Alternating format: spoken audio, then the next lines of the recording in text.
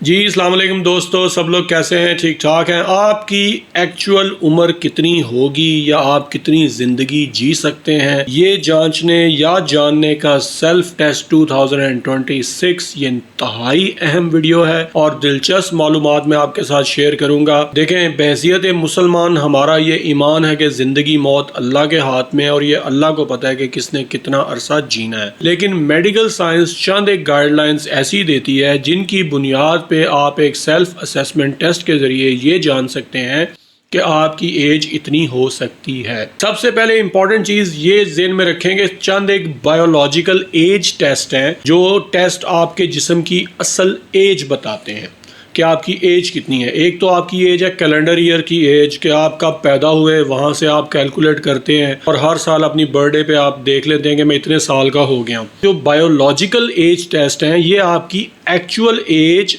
आपको बताते हैं और इसमें चंद एक जैसे ब्लड बायोमार्कर्स हैं, कोलेस्ट्रॉल, शुगर एक्सेट्रा वगैरह। लेकिन जो एडवांस टेस्ट, जिसमें एक टेस्ट है जिसको हम कहते हैं टेलोमेयर लेंथ और या डीएनए मेथाइलेशन, ये दो टेस्ट ऐसे हैं जो आपकी एग्जैक्ट बायोलॉजिकल एज बताते हैं। चंद एक स्पोर्ट्स इवेंट या स्पोर्ट्स बॉडीज़ आप देखती हैं कि अगर कोई अंडर 19 इवेंट करवा रहा है तो उसमें आप जो एथलीट्स होते हैं उनकी एग्जैक्ट एज वो रिस्क टेस्ट से मेजर करते हैं। ये अगर बायोलॉजिकल टेस्ट आप करवाते हैं जो कि आपकी असल उम्र बताते हैं और ये आपकी कैलेंडर उम्र से कम आए, अगर असल एज आपकी 26 है लेकिन आप ये टेस्ट करवाते हैं और ये आपको बताते हैं कि आप 22 के हैं, तो ये एक इंतहाई पॉजिटिव इशारा होता है जो सेहतमंद ज़िंदगी की अलामत होता है और ऐसे लोग लंबी ज़िंदगी जीते हैं। दूसरी चीज़ इसमें इंपॉर्टेंट होती है रिस्क कैलकुलेटर्स।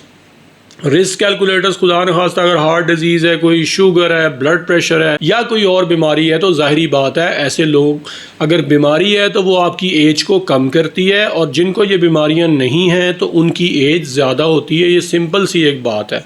और इसके बाद ये बात ज़हन में रखें कि आपकी असल उम्र आप कितनी जिएंगे उसमें आपके लाइफस्टाइल का सबसे बड़ा हाथ होता है। अब आते हैं उस सेल्फ असेसमेंट टेस्ट के ऊपर जिसकी बुनियाद पर आप अपनी एज कैलकुलेट कर सकते हैं। एक पेपर और पेन ले लें सिंपल, और ये 12 इंडिकेटर्स जो मैं बताऊंगा इसका स्कोर आप लिखते जाएं।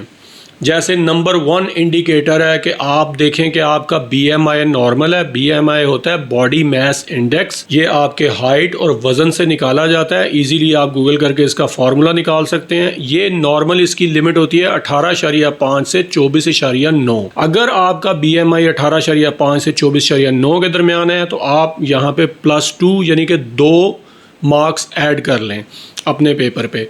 और अगर आपका BMI इससे ज़्यादा है, आप ओवरवेट हैं, तो +1 लिख लें।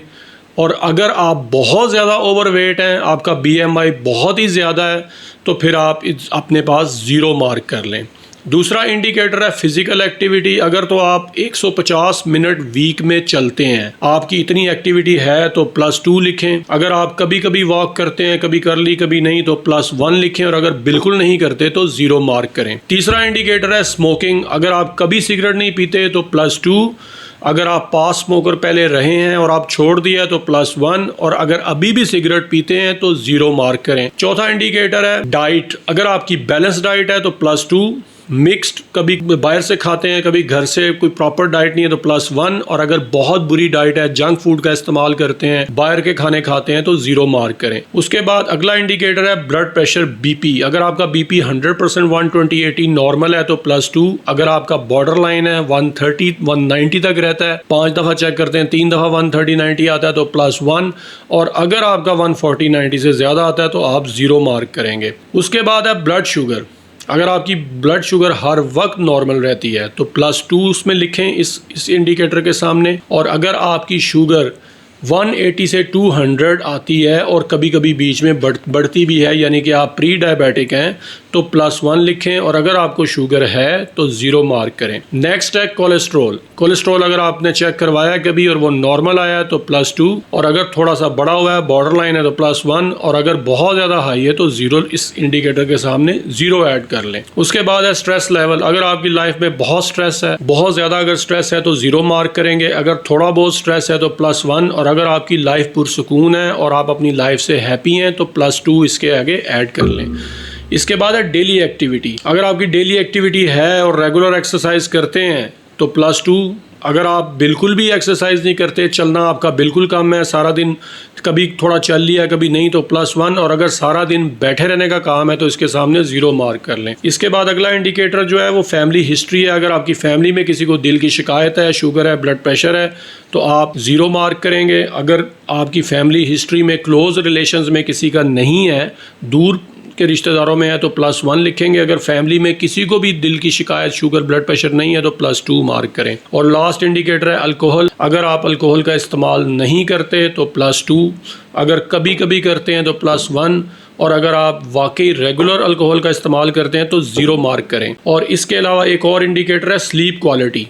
अगर आपकी नींद 8 घंटे से ज़्यादा है और बहुत अच्छी है तो +2, अगर नींद दरमियानी है तो +1, और अगर नींद बुरी है, पूरे तरीके से नहीं आती, तो 0 मार्क करें। ये आपने जब स्कोर निकाल लिया, अब इसका टोटल स्कोर आएगा 24 वो स्कोर है जो कि एवरेज है, जिसके ऊपर हम इसको असेस करेंगे। अगर आपका स्कोर 20 से 24 के दरमियान आ रहा है तो एक्सीलेंट है, आपकी एज 70 ईयर से प्लस हो सकती है। और अगर आपका स्कोर 15 से 19 के दरमियान आ रहा है तो ये मॉडरेट है, यानी कि आपको अपना लाइफस्टाइल इंप्रूव करना चाहिए। आपकी एज 60 से प्लस हो सकती है। लेकिन अगर आपका स्कोर 10 to 14 आता है तो हाई रिस्क है, आपको अपना लाइफस्टाइल बेहतर करने की ज़रूरत है, क्योंकि आपकी एज कॉम्प्रोमाइज़ होगी। और अगर आपका स्कोर 10 से कम आता है तो आप बहुत हाई रिस्क हैं। आपको अपने डॉक्टर से ज़रूर मशवरा करना चाहिए और अपनी एवेल्यूएशन करवानी चाहिए। वीडियो अगर आपको पसंद आई है तो इसको दोस्तों के साथ ज़रूर शेयर करें। जज़ाकल्लाह।